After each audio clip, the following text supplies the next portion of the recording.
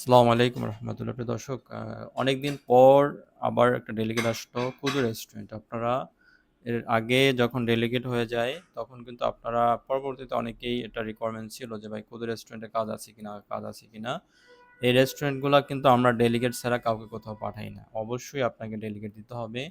Right now আমাদের Kudu রেস্টুরেন্টে আবার কাজ আসছে, ডেলিগেট হবে। প্রথমত আপনাকে দুইটা ইন্টারভিউ দিতে হচ্ছে এখানে, ঠিক আছে? প্রথমত আপনাকে প্রি সিলেকশন অ্যাটেন্ড করতে হবে। প্রি সিলেকশন যদি আপনি সিলেক্ট হন দেন আপনি ফাইনাল ডেলিগেট দেওয়ার সুযোগ পাবেন, ঠিক আছে? প্রথমত আপনাকে আমাদের এখন প্রি সিলেকশন নিচ্ছি আমরা। রাফলি এটা আগামী মাসের ফার্স্ট উইকই ফাইনাল ডেলিগেট হবে। আপনাকে অবশ্যই মেইন পাসপোর্ট নিয়ে আসবেন প্রি সিলেকশনের জন্য। মেইন পাসপোর্ট, আপনার একাডেমিক সার্টিফিকেট, আর হলো আপনি একটু পরিপাটি হয়ে আসবেন, ঠিক আছে? এখানে একটু পরিপাটি হয়ে আসবেন।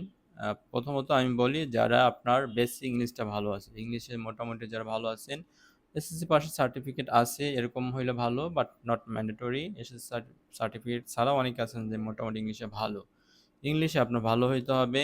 বয়স মোটামুটি 27-28-এর ভিতরে হইতে হবে, 21 থেকে 28-এর ভিতরে বয়স হইতে হবে।